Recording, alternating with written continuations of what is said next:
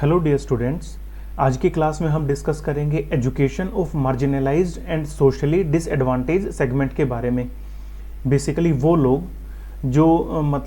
सामाजिक रूप से वंचित हैं और ऐसे वर्ग जो भी समाज के सोसाइटी के ऐसे सेक्शंस जो प्रॉपर एजुकेशन नहीं गेन कर पा रहे हैं पर्टिकुलर किसी भी रीज़न की वजह से। तो आज की क्लास में हम उन जो पर्टिकुलर हमारे सेक्शंस हैं उन सेक्शंस के बारे में हम क्या करेंगे, डिस्कस करेंगे कि वो कौन कौन से हमारे सेक्शंस हैं जो प्रॉपर तरीके से एजुकेशन किसी भी पर्टिकुलर रीज़न की वजह से गेन नहीं कर पा रहे।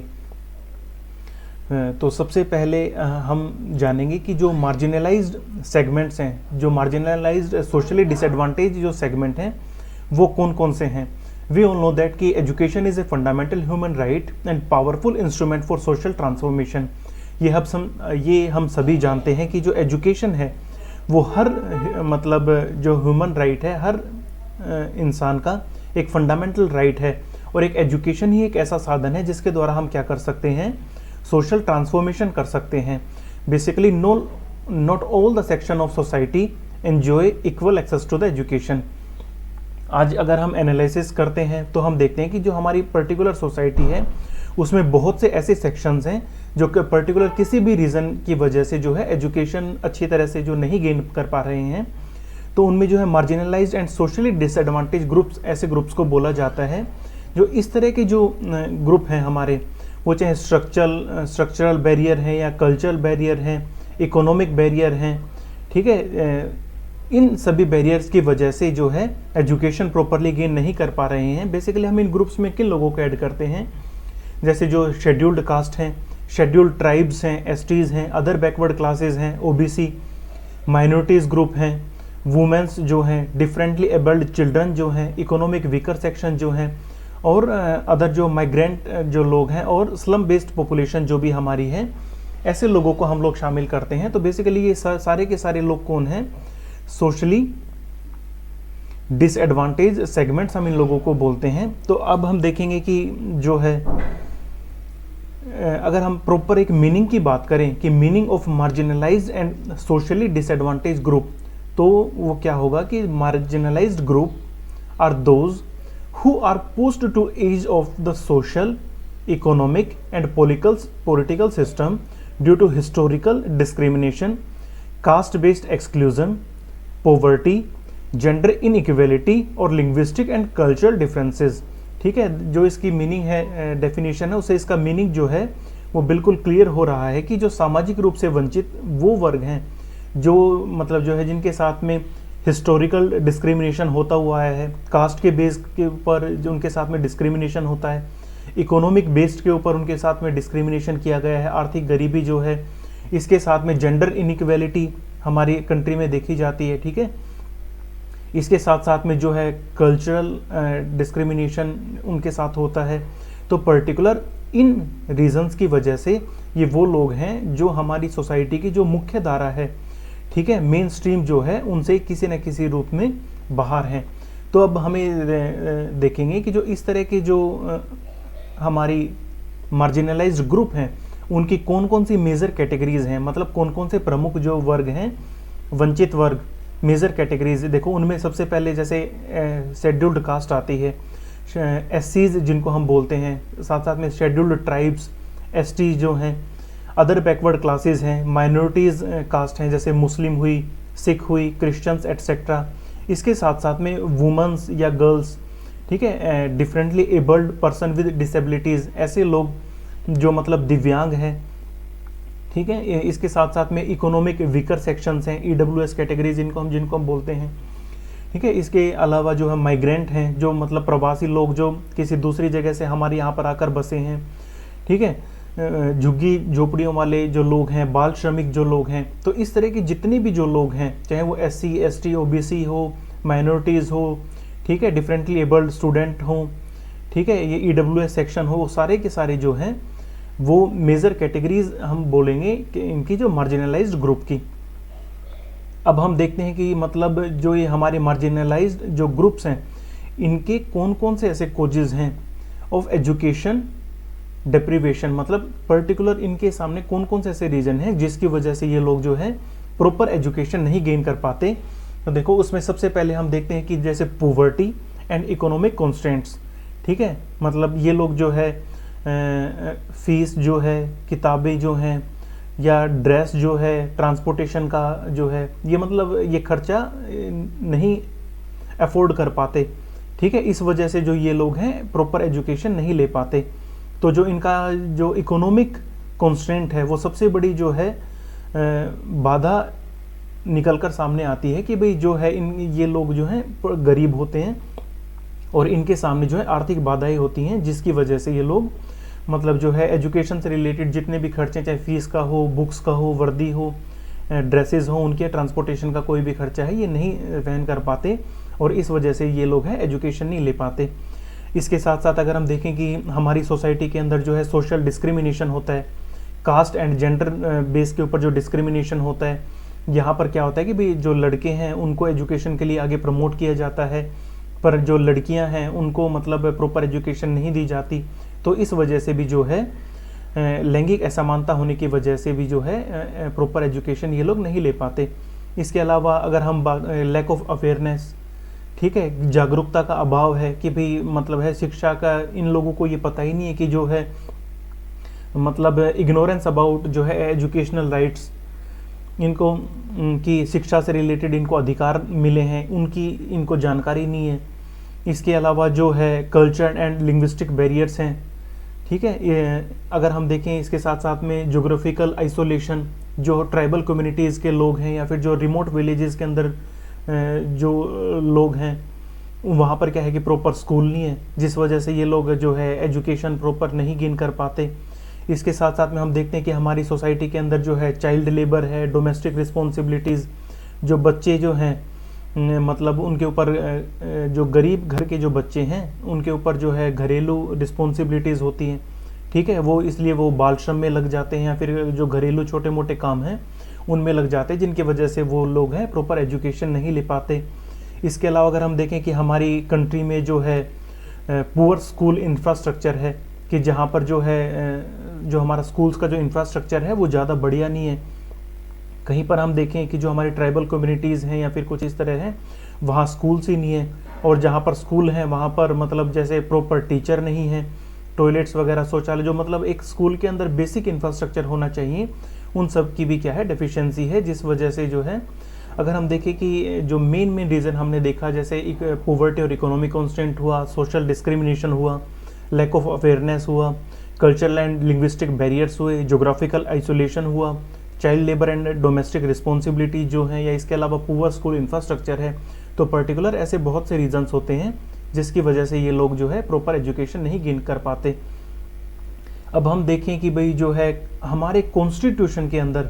कौन कौन से ऐसे गवर्नमेंट ने प्रोविजंस ये लोग लेकर आए हैं, रूल रेगुलेशन लेकर आए हैं कि जो हमारी मार्जिनलाइज्ड सोसाइटी है, जो सोशली डिसएडवांटेज जो सेगमेंट है, उनको जो है हम प्रॉपर एजुकेशन हम लोग दे पाएँ। तो गवर्नमेंट ने जो है the Indian constitute ensure equal educational opportunities, उसमें जैसे गवर्नमेंट ने आर्टिकल 14 दिया। आर्टिकल 14 क्या बताता है कि इक्वलिटी बिफोर लॉ, कि मतलब कानून के समक्ष जो है हर जो है समान है, हर लोग है, हर बच्चा जो है वो समान है, चाहे वो पर्टिकुलर किसी भी कास्ट से आता हो, चाहे भी किसी भी रिलीजन से आता हो, या किसी भी जोग्राफिकल एरिया से अगर वो डील करता है, कहीं से भी वो आता है, पर हम मानेंगे कि कानून की नज़र में सभी लोग क्या हैं, समान है। इसी तरह से जो आर्टिकल 15 हमारा है वो क्या करता है, प्रोहिबिशन ऑफ डिस्क्रिमिनेशन, कि भाई जो भी हमारा कानून है वो हमारे देश के लोगों के साथ में किसी भी वे में, चाहे कास्ट के बेस के ऊपर या रिलीजन के बेस के ऊपर या इकोनॉमिक बेस के ऊपर, किसी भी प्रकार का कोई भी डिस्क्रिमिनेशन जो है नहीं किया जाएगा। तो जो हमारा आर्टिकल 15 है वो क्या करता है, प्रोहिबिशन ऑफ डिस्क्रिमिनेशन। इसके अलावा अगर हम देखें कि गवर्नमेंट ने जो हमारा कॉन्स्टिट्यूशन आया जो 21A, उसमें उन्होंने बोला कि हमारी कंट्री के जितने भी जो भी बच्चे हैं जो 6 to 14 ईयर्स के बीच में हैं, उन सभी को जो है फ्री और कंपलसरी एजुकेशन दी जाएगी। तो हम बोले कि जो आर्टिकल 21A है वो क्या करता है, right to free and compulsory education के बारे में बताता है, ठीक है। इसके अलावा अगर हम आर्टिकल 46 के बारे में अगर हम देखें तो आर्टिकल 46 क्या बोलता है कि promotion of educational interest of SC, STs and weaker section, कि मतलब जो हमारी सोसाइटी में जो वीकर सेक्शन है, जो ऐसे शेड्यूल्ड कम्युनिटीज़ हैं, शेड्यूल्ड ट्राइब हैं, या जो और भी कमज़ोर वर्ग हैं, उनके शैक्षिक हितों की जो है वो रक्षा करता है। तो बेसिकली इस तरह की जो कॉन्स्टिट्यूशन एंड लीगल प्रोविजंस हमारी कंट्री में हैं जो एजुकेशन से रिलेटेड हैं। हमने जैसे अभी देखा कि आर्टिकल 14 है वो क्या कहता है, वो इक्वलिटी को प्रमोट करता है। आर्टिकल 15 है वो डिस्क्रिमिनेशन को प्रोहिबिट करता है। आर्टिकल 21A है वो right to free and compulsory education के बारे में हमें बताता है कि हर बच्चे का ये पर्टिकुलर राइट है, उसको फ्री और कंपलसरी एजुकेशन उसको मिले। और इसी तरह से जो आर्टिकल 46 है वो हमें बताता है promotion of educational interest of SC, STs and weaker sections. इसके अलावा अगर हम बात करें कि जो इन चीज़ों से जो हमारी जो है मार्जिनलाइज्ड जो हमारी सोसाइटी है या जो हमारी सोशली डिसएडवांटेज सेगमेंट है, इनको प्रॉपर एजुकेशन देने के लिए हमारी गवर्नमेंट ने कौन कौन से इनिशिएटिव लिए, उसमें हम देखते हैं कि सबसे पहले सर्व शिक्षा अभियान वो गवर्नमेंट ने चलाया। ठीक है, उसमें जो है सभी को फ्री और कंपलसरी एजुकेशन का प्रोविज़न रखा गया। बच्चों को स्कूल में बनाए रखने के लिए गवर्नमेंट ने मिड डे मील स्कीम है वो उन्होंने शुरू की।